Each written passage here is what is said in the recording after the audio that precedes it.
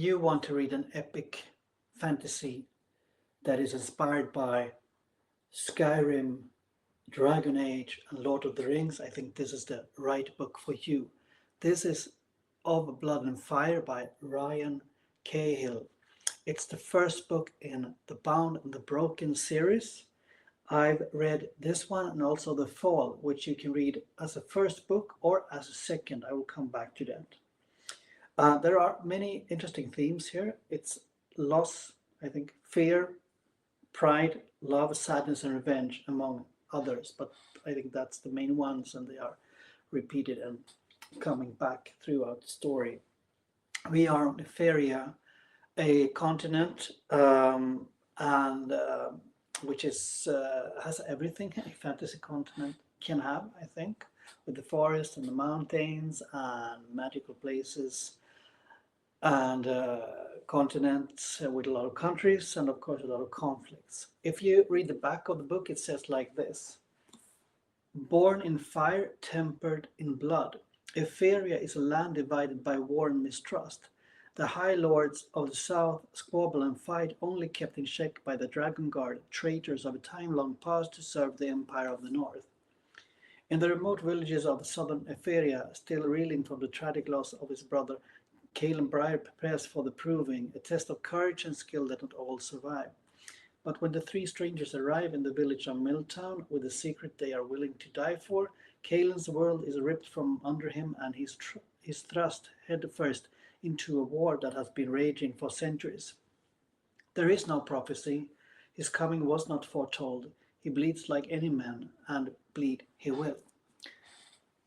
So, quite a classic fantasy story, I must say, but it surprises me a little bit, but it also comforts me a bit because I've been longing to read a classic fantasy from my younger years, and when I was smaller, and when I read Bilbo and when I read The Lord of the Rings, and so on. If you read Abercrombie, if you read R. Scott Bakker, if you read Stephen Erickson, Malasa Book of the Fallen, which you know I love a lot, and you don't get that kind of feeling because I can't say they are cozy fantasy books, so to speak. I think this is not either that, but it's written in style, and that means it's not grimdark at all, but it's not too gory. It's a lot of focus on feelings and emotions and on the relationships between people, because here we follow the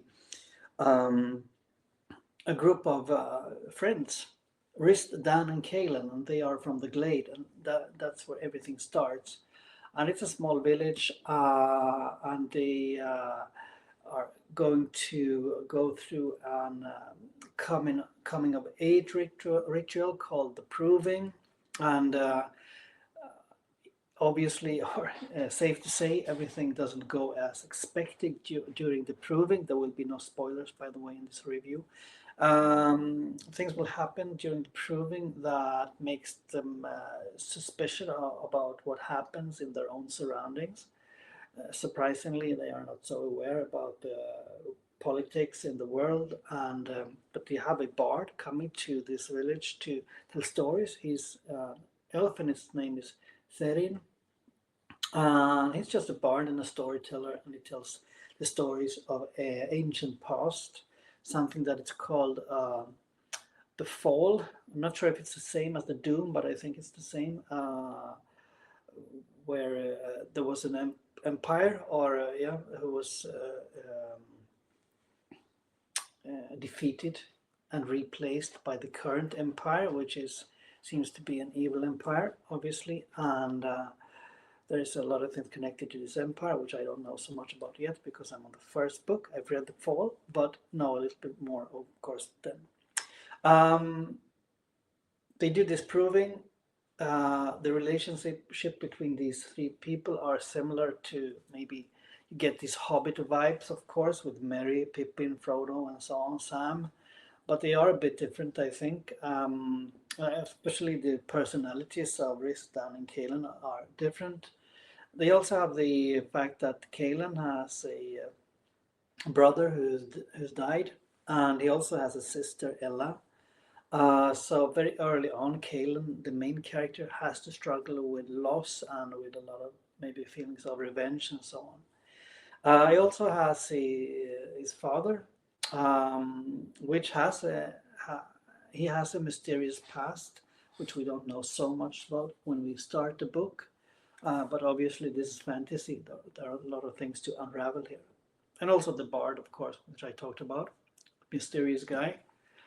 A bard has, of course, stories from somewhere, so that is also very interesting to follow.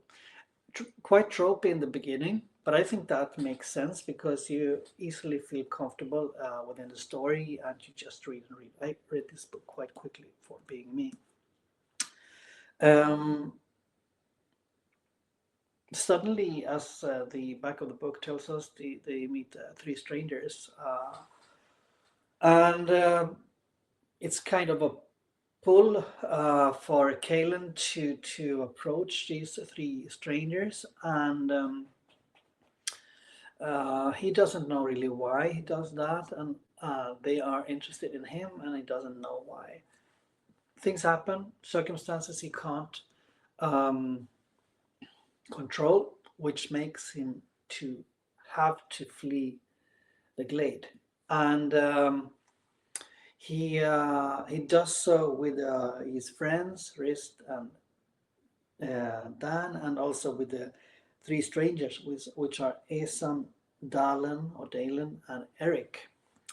And these three people, they know what they are going to do, but not so much for the three adventurers, Ristan and Kalen. So they're suddenly on an adventure, and you will be told later in the book that are maybe not possible for them to uh, to stay. They have to go on this adventure. They are forced to go. Of course, we can get some Lord of the Rings vibes by just hearing that, but this is a bit different from Lord of the Rings because there you basically have a lecture in the beginning of the book by Gandalf telling Frodo everything. Here we don't know. I think quite far into the book we are still not really aware about why Kalen, is pushed into this adventure. You get hints here and there, even though it might be obvious for uh, us who are experienced fantasy readers. If you're not, you might have to guess a few times, but it's not as fleshed out, as spelled out, like in The Lord of the Rings, for example, or in other fantasy classic books. I've heard this one is similar to Aragon. I haven't read it. I suppose it's a lot of similarities to The Wheel of Time, but this is classic fantasy, so we have to live with some of the tropes, and I like them.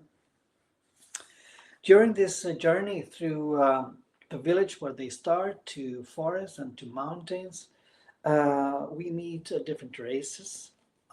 One enemy race called Urak.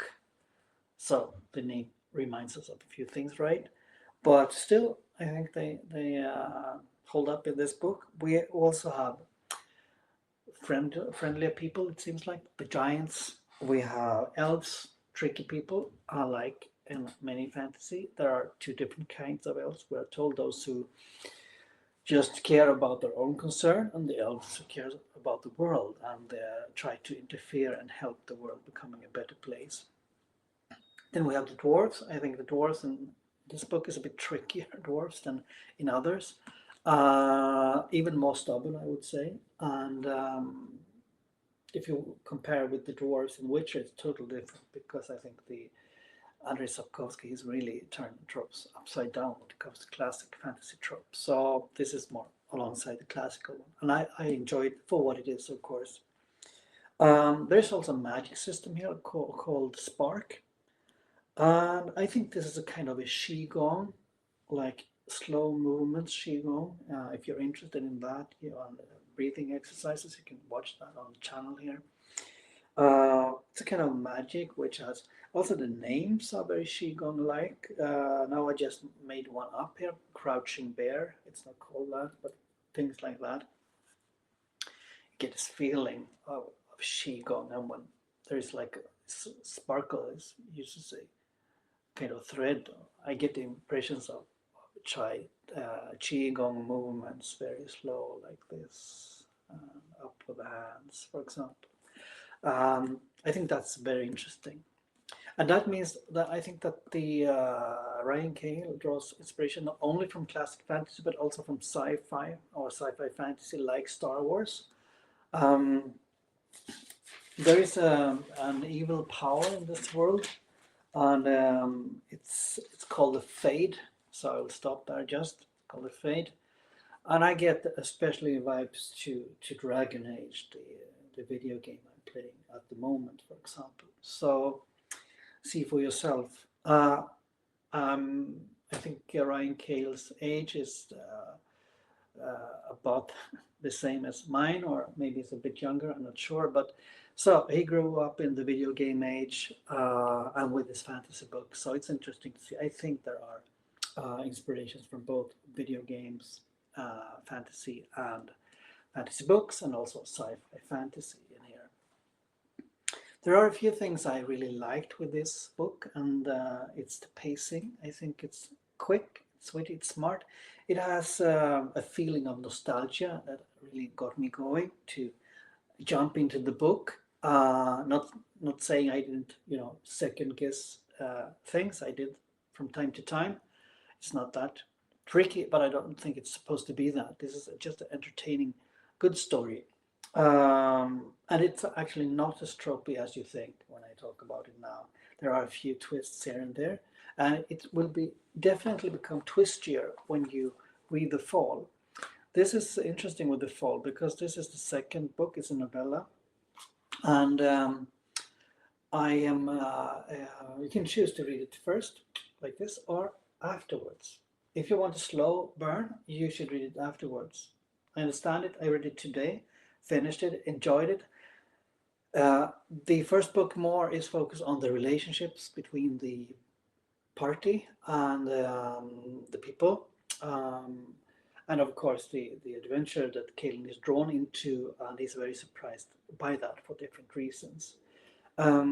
This gets it's a backdrop, so to speak, and it gets you into the lore a little bit more and to the history, and it shows you really that this is an epic fantasy. It spans thousands of years back in history, and I'm glad I read it as a second book because in this book you get to know people. In this one, you really get this like aha experience. Like, okay, this is not only a light fantasy story; it can be much deeper. So I'm very curious to continue this series. I'm waiting for the two following books coming this week to me, so I'll start to read it quite immediately. But I have something to read before that.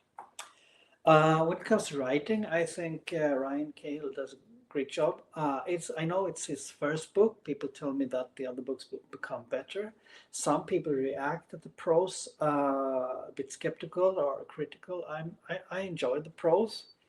I think it's a bit generic maybe in the beginning, but during the book, as the pages roll on, I think the prose gets better and better. And I think, especially in the end of the book, he has found his own style, and that goes with The Fall. There, I think he has his own style. I think The Fall is a very beautiful novella. I think he's very skillful in portraying emotions. I think that's one of the beautiful things. You can really feel like these people are your friends or your mentors. So I think it's not only coming of age story, it's a development story about growing up as a human being in a modern world too. And you have friends, you have competition between people, you have role models, and so on. I'm looking forward, as I said, to read more. And there are a story which just has begun in this book because his sister Ella, she is one character that Ryan Cahill focuses on here also, and she's together with a person called Rhett, if I remember right, and they are on an own journey, so to speak. And I think that journey is very, very interesting for me. Maybe the Kaelin Dan wrist was a bit expected, but I think Ella's story was unexpected, and I also think the strangers they meet, their stories a bit unexpected too. So I'm looking forward to read it. It has been a great enjoying ride for me. Very good book. Also, when you come home from work, maybe are a bit tired and you want to read something that is fantasy, maybe not that complicated, but still immerses you, I think you should read this. So if you have read Blood and Fire by Ryan Cahill, difficult to say, a lot of vowels and in his name, what did you think? I'm also curious on making a spoiler video for this book and the fall. So if you're interested to join in such a spoiler video, please tell me as well. So all in all, great book, great experience. I also think if you write fantasy yourself, because this Ryan Cahill, he published it for him, it's self-published. So he's done that and trying to grow his audience. I think that's very encouraging. So if you are writing too, I know some people are on the channel, I think you should look into this book and see how he writes, with the five senses and how he describes environments and battle scenes, which he is also good at. He has obviously progress and development to do, but that's not the important thing. The important thing, it was entertaining, it was a great story, it made me nostalgic, and it made me want to know much, much more about this world and this book. So until next time, see you. Bye.